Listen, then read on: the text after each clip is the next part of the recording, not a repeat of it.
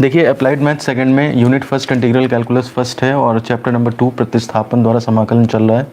और टाइप 1 और टाइप 2 हमने देख लिए हैं, मेथड्स क्या होते हैं, और इन्हीं के ऊपर क्वेश्चन प्रैक्टिस जो है वो आज के सेशन में हम स्टार्ट करेंगे।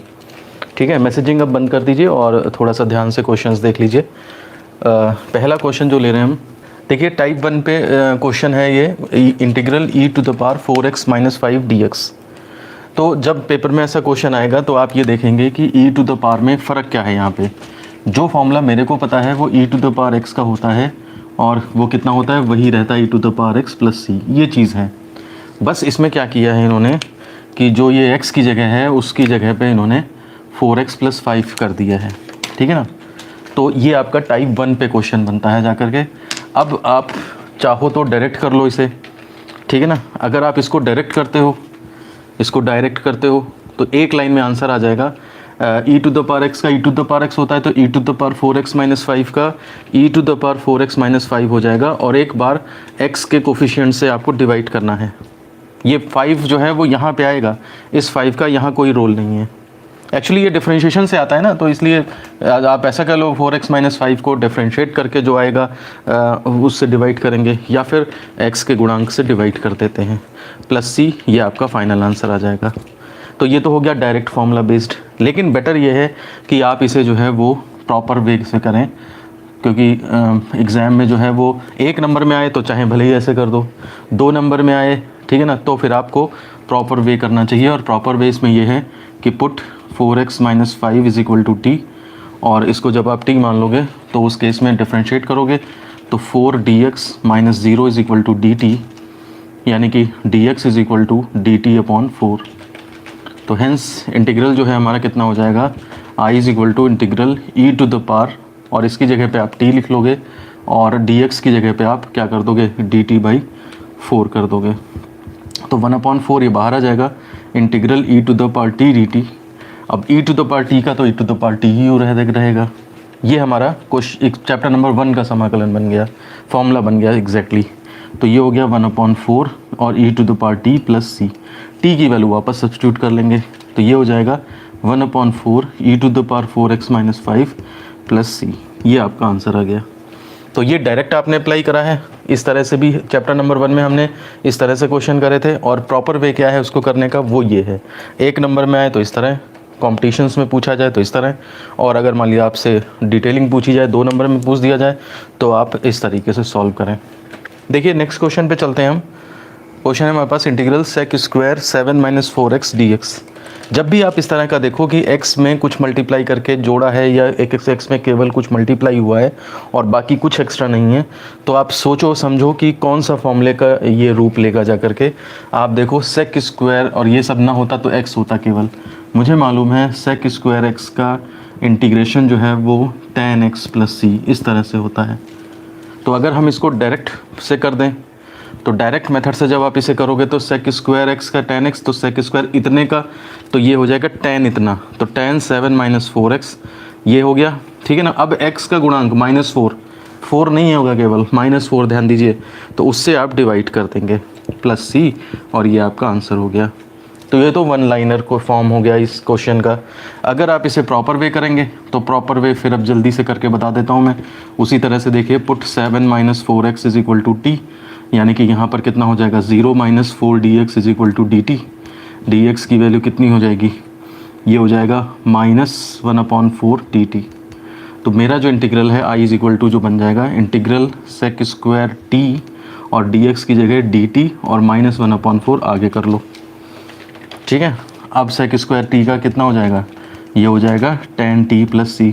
t की वैल्यू वापस पुट कर लो तो -1/4 tan 7 minus 4x plus c। ये आपका फाइनल आंसर हो जाएगा। 1 नंबर में है तो इस तरह, ज़्यादा नंबर में है तो इस तरह। देखिए नेक्स्ट क्वेश्चन है हमारे पास, integral of sine A X plus B cos A X plus B D X. तो इसमें पहली बात तो ये देखिए आप कि जो साइन के साथ एंगल है और जो कॉस के साथ एंगल है वो दोनों जो हैं वो सेम हैं। ठीक है ना। कहने का मतलब ये है कि अगर मैं इसे थीटा मान लूँ थोड़ी देर के लिए, तो ये साइन थीटा कॉस थीटा इस तरह बन रहा है। तो तुरंत आपका दिमाग ये घूम जाना चाहिए कि अगर इसको एक करना है, जैसे मल्टीप्लाई में है ना, आप बस 1/2 इंटू 2 कर दो तो 2 साइन थीटा कॉस थीटा, ये आपका साइन 2 थीटा बन जाएगा। तो यही ट्रीटमेंट हम इसको देंगे। देखिए सॉल्यूशन में क्या है, इसको हम क्या करते हैं, डिवाइड कर देते हैं हाफ, मल्टीप्लाई कर देते हैं 2 साइन ax प्लस बी, और ये आई ही मान लो तो आई इज इक्वल टू चला जाएगा, और cos ax plus b into d x. ठीक है, इंटू हालांकि नहीं होता लेकिन बोलने में फ्लो में आ जाता है। अब देखिए 2 साइन थीटा कॉस थीटा, तो ये हो जाएगा हाफ इंटीग्रल साइन 2 थीटा, यानी कि sine 2 of ax plus b. ध्यान दीजिएगा, थोड़ा गलती नहीं होनी चाहिए, साइन 2 थीटा, ये थीटा है आपका। ठीक है, अब थोड़ा सा 2 से मल्टीप्लाई करके रख लो, तो ताकि आपको या बाद में x का गुणांक कितना है वो तो पता लग जाएगा। x का गुणांक यहाँ पे देखिए 2a है ना। तो अब आप क्या करेंगे, साइन थीटा का इंटीग्रल कितना होता है, integral of sine theta D theta या sine x D x is equal to minus का कॉस x प्लस सी होता है। तो अब आप शॉर्टकट मेथड इसमें अप्लाई कर दो, क्योंकि ये वैसे ही थोड़ा सा 2 लाइनें खिंच गई हैं, तो आप अगर शॉर्टकट अप्लाई करो तो हाफ, और देखिए साइन का कितना हो जाएगा, माइनस कॉस ऑफ, और इतना जितना भी है 2ax प्लस बी, और साथ साथ x का गुणांक 2a, उससे आप डिवाइड करोगे एंड प्लस सी, ये आपका आना चाहिए। थोड़ा सा इसको सॉल्व कर दीजिए, 1/4a और minus 1/4a cos 2 of ax plus B and plus C, ये आपका फाइनल आंसर आ गया। तो देखिए कुछ काम एक्स्ट्रा करना पड़ गया ना, तो थोड़ा लेंथ बढ़ गई। तो अगर 2 नंबर में भी आए तो आप यहाँ पे शॉर्ट मार सकते हो, कोई दिक्कत नहीं है। और चाहो तो फिर प्रॉपर वे कर लो, तो पुट इतना सब पुट करके टी पुट करके वैसे भी उतना आ जाएगा। तो टाइप 1 के क्वेश्चंस को सॉल्व करने का बेस्ट तरीका यही है कि अगर 1 नंबर में आए तो सीधे आप सॉल्व कर दो, आंसर निकाल लो, है ना। और अगर मान लिया 2 नंबर में आए तो टी मान के कर दो उसे। अब देखिए टाइप 1 के क्वेश्चंस हो गए हैं लगभग, इसमें कोई ज़्यादा वेरिएशंस नहीं होते हैं। अब हम जो है टाइप 2 पे क्वेश्चंस करना स्टार्ट करते हैं। हालांकि पेपर में कुछ नहीं आएगा इस तरह से कि टाइप 1 पे है या टाइप 2 पे है, आपको सीधे क्वेश्चंस दिए रहेंगे। वो तो एक ये है कि पहचानने का तरीका है कि हाँ भाई आप थोड़ा सा आइडिया लगा लो कि इस तरीके से हो जाना है या उस तरीके से हो जाना है। देखिए बहुत ज़्यादा इंपॉर्टेंट क्वेश्चन है और ये बोर्ड में भी आया हुआ है। Integral cos x upon root of sine x d x, cos नहीं कॉट है, cot x upon root sine x d x, ये हमारे पास क्वेश्चन है। तो देखिए अगर हम कॉट को थोड़ी देर के लिए चेंज कर लें सॉल्यूशन में, देखिए I is equal to integral cot x upon root of sine X है, हम क्या करते हैं इंटीग्रल ऑफ, क्योंकि इसका डिफरेंशिएशन तो ये है नहीं, लेकिन कॉट को कॉस अपॉन साइन तोड़ा जा सकता है, तो cos x upon sine x और एक ये अंडर रूट साइन एक्स हो गया, ठीक है ना, डी एक्स। अब आप ये देखिए इसमें क्या कर सकते हैं, साइन एक्स को मिला लीजिए पावर्स, तो ये आपका हो जाएगा जा करके integral cos x upon sine x power 1 और power half to the power 3/2 d x.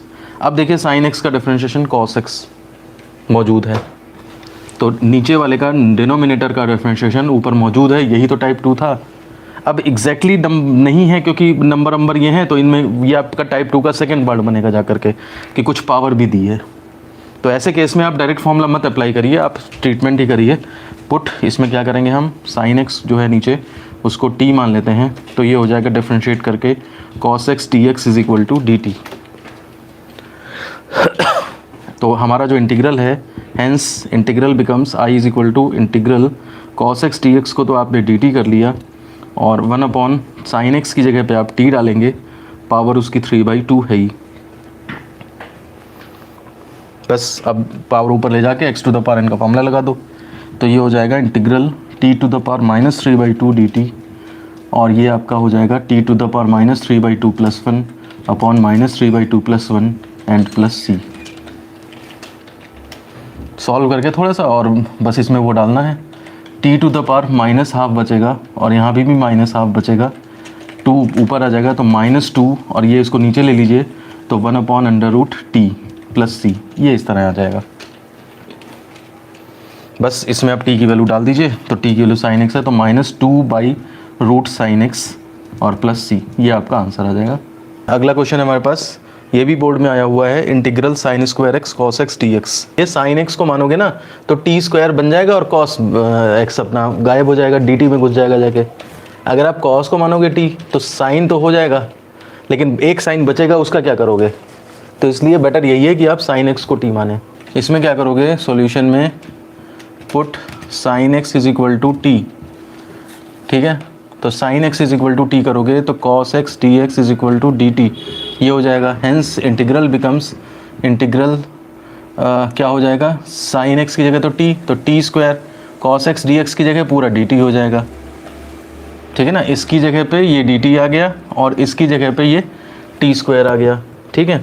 अब क्या हो जाएगा, सिंपल टी क्यूब बाई 3 हो गया प्लस सी, टी की वैल्यू डाल दो तो sine cube X upon 3 plus C, ये आपका फाइनल आंसर हो जाएगा। देखिए मानने को कुछ भी मान लो टी, लेकिन बाकी में फंस जाएगा क्वेश्चन।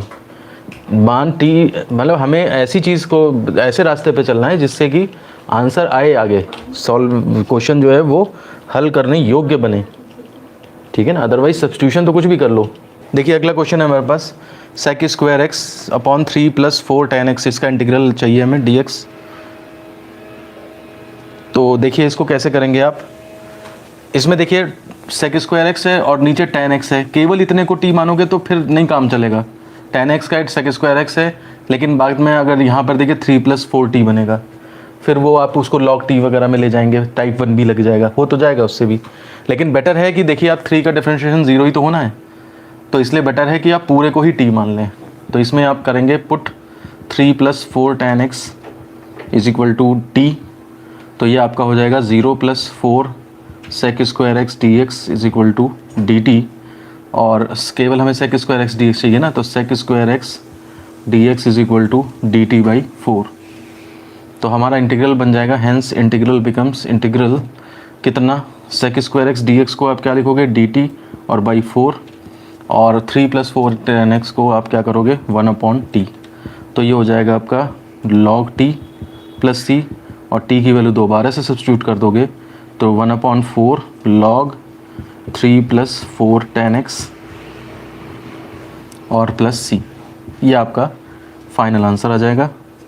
इंटीग्रेशन करने में सर ये आइडेंटिफाई कैसे करें कि किसको टी माने। देखिए मैं फिर से बता दूं, हालांकि मैंने पिछली क्लासेस में भी डिस्कस किया है कि किस चीज़ को सब्स्टिट्यूशन करना है और किससे क्या फ़ायदा मिलेगा, ये चीज़ केवल प्रैक्टिस से आती है, ठीक है ना। इसके लिए कोई भी प्रॉपर रूल ऐसा नहीं है कि आप ये लगा दो तो ये हो जाएगा, ये लगा दो तो ये हो जाएगा। और मैं आपको बता दूं कि डिफरेंशिएशन अगर है आपका, तो मोस्टली डिफरेंशिएशन के क्वेश्चंस कुछ रूल्स को लगा के सॉल्व हो जाते हैं, लेकिन जो इंटीग्रेशन होता है उसके क्वेश्चंस जो हैं वो मतलब जो जुगाड़ से हो गए वो हो गए, ठीक है ना। मतलब सब्स्टिट्यूशन या इससे आप ऐसे रैंडमली उठा के कुछ भी बना दो कि सेक ऊपर लिख दो, ये नीचे लिख दो, वो नीचे लिख दो, तो ज़रूरी नहीं है वो क्वेश्चन जो है वो सॉल्व हो जाए इंटीग्रेशन का। इंटीग्रेशन का क्वेश्चन वही सॉल्व मतलब बनाया जाएगा जिसको कि सॉल्व करने के तरीके हमारे पास होंगे। ये आपका डिफरेंशिएशन मेथड है जिसके थ्रू रिवर्स ऑफ डिफरेंशिएशन से आप करना चाह रहे हो, तो आपके पास ये जुगाड़ है। अदरवाइज़ ये सब चीज़ें करने का एक न्यूमेरिकल मेथड भी है, ठीक है ना। न्यूमेरिकल मेथड्स भी हैं, आगे चल के आपके पास आएगा, सिम्पसन्स रूल आएंगे, वो आपने 12th वगैरह में नहीं पढ़े हैं, तो हमारे पास हैं सिलेबस में। तो वो न्यूमेरिकल मेथड्स ऐसे होते हैं कि आपको कुछ भी दे दें हम, उसमें ये फॉर्मूले की ज़रूरत ही नहीं पड़ती, कुछ ना डिफरेंशिएशन ना इंटीग्रेशन, एक फॉर्मूले की ज़रूरत नहीं पड़ती, वो अलग ही मेथड्स होते हैं और उनसे जो है वो कोई भी फंक्शन हो उसका इंटीग्रेशन निकाल सकते हैं। सोचिए अगर हम इसके ऊपर कंप्यूटर सॉफ्टवेयर हो तो कंप्यूटर इसके ऊपर कैसे सॉफ्टवेयर बनाया जाएगा। कंप्यूटर में तो प्रोग्रामिंग करी जाती है तो बिल्कुल एकदम टू द पॉइंट बताया जाता है ना कि पहले ऐसा करो, फिर ऐसा करो, फिर मल्टीप्लाई करो, फिर इसको ये करो, फिर वो करो। आप कंप्यूटर में सॉफ्टवेयर बनाना चाहो इंटीग्रेशन के क्वेश्चन को सॉल्व करने का, तो इस तरीक़ों से नहीं बन सकता। कंप्यूटर में प्रोग्रामिंग न्यूमेरिकल मेथड से करी जाती है। वो न्यूमेरिकल मेथड्स वैसे बीएससी में चलते हैं, न्यूमेरिकल एनालिसिस चलती है, उसके थ्रू आपको कई चीज़ें करना सिखाई जाती हैं और बहुत पुराना मेथड है वो। ये तो बाद में शॉर्टकट्स डेवलप हुए हैं जो छोटे बच्चे भी समझ सकते हैं, तो 11th 12th में डाल देते हैं उसे, तो सीखने लगते हैं बच्चे। ठीक है ना। अदरवाइज इसका जो ऐसा तरीका है जो सब कर सकें, मतलब सारे क्वेश्चन उल्टा सीधा आप कैसा भी बना दो वो कर सकें, तो वो चीज़ न्यूमेरिकल मेथड से हो पाती है। तो इसका यही है कि आप इसको बार बार क्वेश्चंस को करें, प्रैक्टिस करें और ये सीखें कि किस चीज़ को करने से वो फ़ायदा मिलता है या किस चीज़ में क्यों करा गया है। ये इंटीग्रेशन के साथ थोड़ा सा दिक्कत है, इसीलिए मैं स्पीड इसमें स्लो रख रहा हूँ और मैं ये चाह रहा हूँ कि सारे क्वेश्चंस मतलब 95-97% क्वेश्चंस मेरे हाथों से गुजरें, मतलब मेरे बताने पर, मतलब बता दूँ मैं आपको। इसीलिए देखिए मैं सारे यहाँ पे एग्जांपल्स लेता हूँ बुक के, जो आपको थ्योरी क्लासेस में, और एक्सरसाइज के वीडियोस बना देता हूँ। तो उससे ये होगा कि आपके मतलब सारे क्वेश्चन नज़रों से गुजर जाएंगे, तब जाके कहीं, और फिर उसके बाद बार बार आप उसको आइटरेट करें, बार बार उसे देखें कि इस क्वेश्चन में फ़लानी चीज़ करी गई, इस क्वेश्चन में फ़लानी चीज़ करी गई है, इसमें ये ट्रिक थी, इसमें वो कुछ ट्रिकी क्वेश्चंस हैं तो उसमें ये ट्रिक है, मतलब उसको उसी तरह से आप करेंगे तभी हो पाएगा। सर कंपटीशन में क्वेश्चंस को कम टाइम में कैसे सॉल्व करें? तो कई बार तो क्वेश्चंस को एज इट इज़ उसको रट ही लिया जाता है, ठीक है ना। और धीरे धीरे देखिए अब ये होगा 3 + 4 tan x है, तो ये तो मैंने प्रॉपर वे में लिखा। अगर आप इसे तुरंत मानोगे तो सीधे ये लाइन पे पहुंच जाओगे यहाँ से यहाँ, और सीधे आप इससे ये बना के ये निकालोगे तो सीधे ये निकल आएगा। तो 2-3 लाइन तो खैर लिख के सॉल्व करनी पड़ेंगी, तभी रफ वर्क के लिए वो दिया जाता है पेपर। देखिए इसी क्वेश्चन को अगर हम देखें कि हम अगर केवल पुट tan x को t मान लेते हैं अगर, ठीक है ना, केवल tan x को t मानते तो कितना होता, देखिए sec² x dx = dt। तो हेंस इंटीग्रल हमारा बनता है इंटीग्रल sec² x dx को तो dt मान लो, ठीक है, और 1/3 + 4t, 3 + 4t ये बनता, ठीक है ना। अब देखिए 1/x होता है तो इंटीग्रेशन क्या होता है log x, तो 1/3 + 4t होगा तो क्या होगा log 3 + 4t हो जाएगा प्लस c, और एक बार t के गुणांक से डिवाइड होगा। क्लियर है। अब इसमें t की वैल्यू बस रख दीजिए, तो 1/4 log 3 + 4 tan x plus c, ये आपका आंसर हो गया। तो ये आपका इसका फर्स्ट मेथड हो गया, ये आपका सेकंड मेथड हो गया। ये आपका जो है वो कहने का मतलब है टाइप 1 और टाइप 2 दोनों लगाने पड़े, इसमें केवल टाइप 2 से हो गया जा करके। तो इसको दोनों तरीक़ों से करा जा सकता है, चाहे आप टुकड़ों में माने, ठीक है ना, या फिर ऐसे करके कंसीडर कर लें। देखिए नेक्स्ट क्वेश्चन है हमारे पास, बहुत इंपॉर्टेंट क्वेश्चन है, बोर्ड में आया हुआ है, integral sin inverse x upon √1 - x² dx। देखिए sin इनवर्स x का डिफरेंशिएशन ये मौजूद है, ठीक है ना। तो इसको करने का सबसे सही तरीका ये है कि आप जो है sin इनवर्स x को t मान लें। तो sin इनवर्स x को जब आप t मान लोगे तो उस केस में देखिए क्या हो जाएगा, 1/√1 - x² dx = dt। तो हेंस इंटीग्रल जो है हमारा i = कितना हो जाएगा, इंटीग्रल sin इनवर्स x को आपने t मान ली तो t, और dx अपॉन इतना जो है ये पूरा का पूरा कितना बन गया dt। सिंपल सा इंटीग्रल बन गया t dt। इसको आप t² + 2 + c कर लो। अब इसमें हाफ t की वैल्यू डाल दो, ये sin इनवर्स x का होल स्क्वायर, ठीक है ना, और प्लस c, ये आपका फाइनल आंसर आ जाता है। तो आसान क्वेश्चन था, बस ये पता होना चाहिए कि डिफरेंशिएशन इसका ये होता है। डिफरेंशिएशन और इंटीग्रेशन दोनों के फॉर्मूले आपको रिवाइज होने चाहिए। देखिए क्वेश्चन है हमारे पास, integral sec x log sec x + tan x dx। Board में आया वो क्वेश्चन है, इंपॉर्टेंट है, इसे आप ट्राई करें, देखिए कैसे हो पाता है, फिर इसको मैं बताता हूँ। देखिए लाइव क्लास का मतलब ही यही है कि ऐसा नहीं है कि केवल एक वीडियो चलता रहे, इसमें आप खुद भी मेहनत करें, खुद भी कोशिश करें। थोड़ा सा जब आप किसी चीज़ पे थोड़ा मेहनत करोगे वो नहीं मिलती है, और फिर उसके बाद आपको वो जानने को मिलती है वो चीज़, तो जो है वो ज़्यादा दिनों तक याद रहती है। अब आप सीधे सब पढ़ते चले जाएं तो उस केस में फिर वो माइंड डेवलप नहीं हो पाएगा, करने का तरीका नहीं डेवलप कर पाएंगे आप, केवल रटेंगे फिर आप उसे। तो देखिए sec x के डिफरेंशिएशन से तो मुश्किल ही आए, इसका डिफरेंशिएशन हो सकता है ये बन जाए, चेक करिए, log sec x + tan x के डिफरेंशिएशन ये बन रहा होगा। देखिए put log sec x + tan x = t। अब देखिए डिफरेंशिएशन कैसे होगा, तो log समथिंग है, ठीक है ना, डिफरेंशिएशन कैसे होगा, log समथिंग है, आप इस पर पहले चेन रूल अप्लाई करिए। तो log समथिंग का 1/something, ठीक है ना, 1/sec x + tan x, और एक बार इसको डिफ्रेंशिएट करना पड़ेगा, तो d of sec x plus tan x, ठीक है ना, is equal to d t. ये हमने डिफ्रेंशिएट किया। अभी इसको और करना पड़ेगा, तो 1 upon sec x plus tan x, ठीक है ना, और ये हो जाएगा आपका, डिफ्रेंशिएशन करोगे तो सेक एक्स का कितना होगा, sec x tan x plus tan x का कितना होगा, सेक स्क्वायर एक्स, और एक बार एक्स का और करना पड़ेगा, d x is equal to d t. थोड़ा सा समझ लीजिए, ये चेन रूल है ना।